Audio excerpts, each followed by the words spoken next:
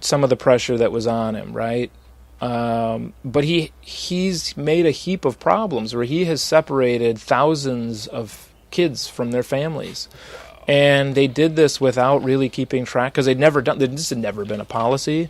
This hadn't been a policy of America since the days where we were breaking up tribal lands and trying to separate native kids from their parents. So over a century. Okay. So we don't have plans for this. Trump didn't make any plans for this. So now these families can't figure out how to reunite. So even though he's saying we're going to keep families together, they're still saying they're going to try and prosecute them, which is a whole other issue, but at least they're going to be together. Okay. Right. They do not know how to reunite these families because in a lot of cases they pulled the kids from their parents. In some cases, the parents have been deported. The kids are still here. Okay. And so while he has backed off of this to some extent, his administration doesn't know what they're doing and has already caused lifelong damage to these kids, right? Are you a parent? Sorry if I don't know. Yes, I am. Can you imagine, how old are your kids?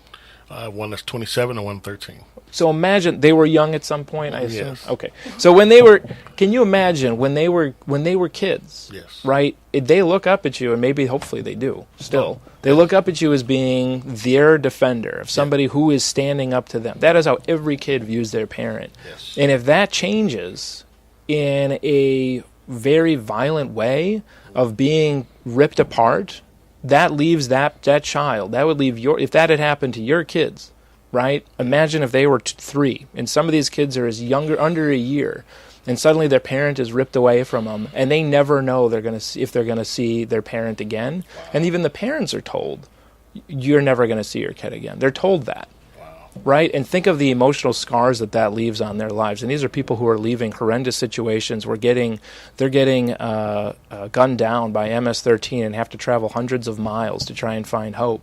And America, the hope of the world, is suddenly saying, we're going to pull your kids apart, right? I can't think of, as a father of 2 myself, I can't imagine of anything worse, right? Of thinking, like, we're going to do that to you. So, this is, while Trump has reversed this policy going forward, he has still not figured out how he's going to repair the damage, the lasting damage he has done to America's credibility and to these individuals and their lives. And I think that's a question that, frankly, we need to kind of think of. At some point, Donald Trump will not be president. But there is going to be a lasting scar across the face of America that we're going to have to figure out how the hell we're going to heal from. And this is the first example, because this is the first time he's ever backed down from a policy. And we're going to have to figure out how the hell we're going to heal this. I almost started shouting there. This is a gospel station. I almost broke into a little 1-2 in here. Yeah. So there's a lot of fear right now among a lot of undocumented families in Wisconsin. How does this policy impact undocumented people in Wisconsin? Yeah. Hold on one second. Yeah. Go on. You on the line with Mothers Against Gun Violence, QuestNation? Yes. Did those parents know that it was illegal for them to come across the border or whatever? Do you think kids? I don't think kids know the law. But I would say that they would. Right. And I would say that, look, I think that there is a moral equivalency that's being drawn here, and you have to take a step back and think, if they're getting us and they're getting people to ask the question, well, what happened with these kids before they were pulled apart from their families and put in metal cages? I think we're getting to a point where it's like, you know what, let's take a step back and realize, you know what, these are people who are looking for a better life, and we need to be looking at it from that situation first and foremost. And this is something that was brand new. We should not be damaging people's lives long term, and we can look at that, but we can't. Did the parents know that it was illegal to try to come here illegally, of the border and all that? Did they know that? I'm thinking, if I know that it's illegal, I can't bring my children over.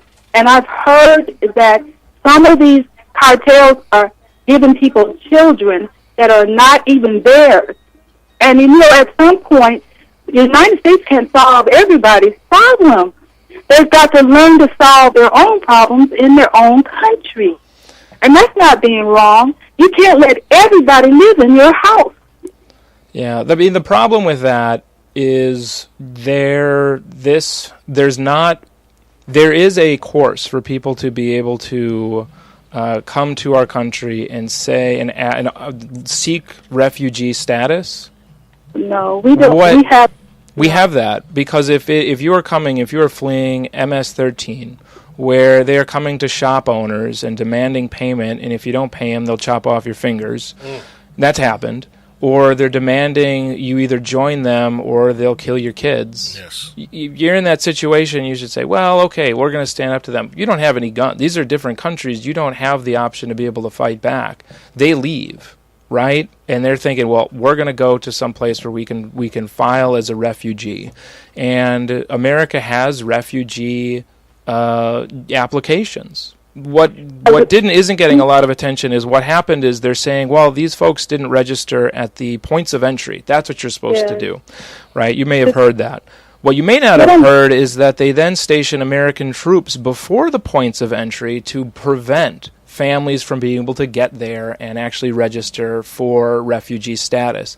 And then they say, well, you can't enter here. We're not allowing you to set foot on American soil to file for refugee status. So then they have to enter. There's a good video I would recommend. It's on Vox.com. It's a short video, about 10 minutes. I'd recommend watching it because it outlines this very problem. For those of us, and I haven't been down there, for those who haven't been down there to understand it. America's going to be becoming such a destitute place because we're trying to take care of everybody, and we cannot. Other countries are not doing like we're doing. We're not the keeper of the whole world. But we are. No, we are not. Are you, I got to ask, are you Native American? I'm not going to answer that question, but I'm just saying some of these people come here with ulterior motives. They're forcing themselves in America, and I've seen where other countries accepted refugees or whatever, and they're bombing over there, they're killing over there, they're raping, and these people, sorry that they opened up their doors now. I'm saying what these parents knew before they even got here that it was illegal for them to go and just to come rightly. Yeah. Okay? We have to look at it. It's right. their own fault that their children have been taken care of. They knew the rules before they even started. Okay? Thank you very much. Thank you very much. Thank you very much for your call. Yeah. So, I want to make sure that we have a moment to talk about some non-legislative solutions and things that are going on in our community to help prevent gun violence. And we've got a great event called Imani Robinson Day on Saturday, June 30th from 2 to 6 on 37th and Center Street. And it's going to be a great community event. Imani was caught in crossfire and killed as he walked his cousins to school. And he was only 16 years old. And events like this are so important. What do you see as some of the most important non-legislative solutions to help make our community healthy? Yeah, I think participating, making sure that you're volunteering in the community where you can. I think it's about making sure that you are, whether it even just be volunteering on with your kids' class here and there, or volunteering at the library, or volunteering at the soup kitchen. There's an event that's coming into town. I work out with a bunch of friends, and there's a bunch of people coming into town for this big event in September. And, some of them came up with the idea, well, instead of everyone just going out and drinking and doing what Milwaukeeans do, what about actually doing some service projects? And so we're going to try and figure those things out of what people can do to make Milwaukee a better community. Those are the little things that people can do to have that impact, to have a big impact in their community. And showing up at one of these events, showing up at a community meeting, showing up to just be able to help for an hour here, an hour there. Bring your kids if you have them. Right, I think it's important for them to be able to see this civic participation in action. But yeah, just doing as much as you can in your community over and over is what's going to make the big difference, I think. All right, Senator, and as we're getting ready to close, we got maybe about 7-8 minutes. I wanted to get a little bit more information about Night Market. I seen that on your Twitter account. I thought that was fantastic about vendors and artists and performers. Yep. On it's on a Wednesday or something every month, right? Just once a month. A little bit more about that. So that's downtown. I think it's It's just outside my district, but that's okay. We can claim it.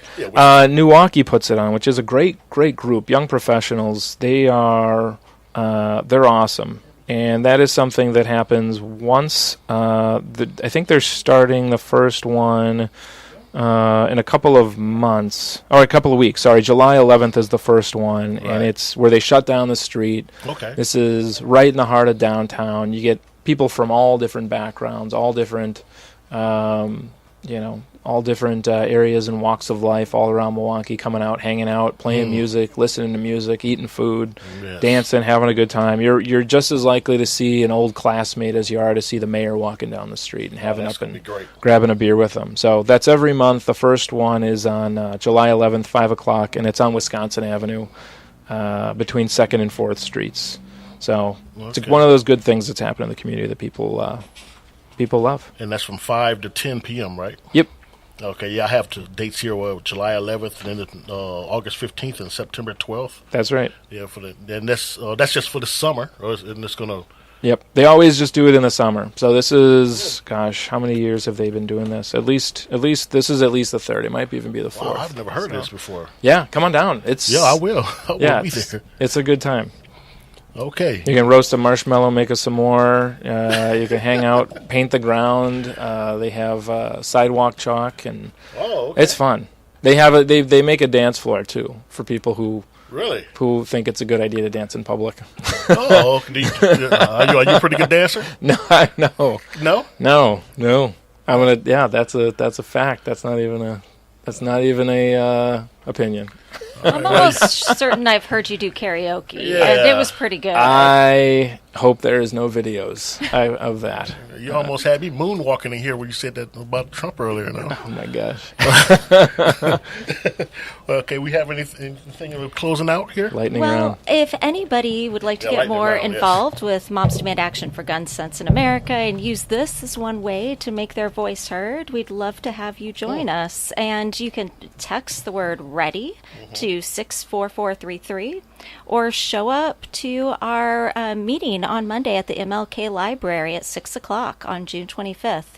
This is open to everybody because, like I said before, we've got to bring everyone who's closest to the pain closer to the power. Mm-hmm. And how can people get hold of you, Senator? Social media is probably one of the easier ones. You can find me on Facebook, find me on Twitter. Otherwise, you can always call my legislative office, 608-266-7505, the old-fashioned phone. But yeah, otherwise we're out in the community quite a bit. So we just finished a whole tour of town halls, but we'll schedule some more once we get back into session. Okay, we got a few more minutes. We'll just quick lightning round here. Your thoughts on Governor Walker's education funding scheme? You had mentioned that on Twitter. Yeah, 2 minutes. How long? Wow, that's good. No, that's good. It's bad. I feel like I have like the small response. Yeah, Walker cut education more than any governor in the history of the state of Wisconsin. Yes, right? Yes. So if there's going to be any quick takeaways, because we can't get into the detailed discussion, more than anybody else. And by the way, he did that at the same time as he increased funding in the state of Wisconsin higher than it's ever been before for overall spending. Okay. Spending more than we ever have in the history of the state, but also cut education more than any governor in the history of the state. So think about that as a dichotomy of where this governor is at. He realized, because this was not just a Milwaukee bashing thing for the schools, and I think a lot of people thought it was, we're going to starve Milwaukee. This has hit education across the state. So people started to speak up. So he restored some funds. Okay. It still has not gotten back to the level it was before he got into office. So we're still underwater. Right. So if people need to know where we're at on education, we have not been made whole. Okay. Well, I'd like to thank you, Senator Chris Larson, for coming in. It's been great talking to you. Thanks for having me. And I'd like to thank you as well for co-hosting with me. You've done a great job today. Oh, thank you so much for having me. Shout out to Miss Debra Gillispie, who's at the Grand Canyon right now. I'm a little jealous, but you're out there having fun, much needed vacation. This has been Mothers Against Gun Violence at QuestNation. We in the building. It's Roy Washington checking out. Thank you for listening to Mothers Against Gun Violence and The Quest. Mothers Against Gun Violence is a nonprofit organization, and you can make your donations to an educators near you. Please join us every second and fourth Friday from 3 to 4 p.m. right here on WGLB, AM 1560 and 96.1 FM.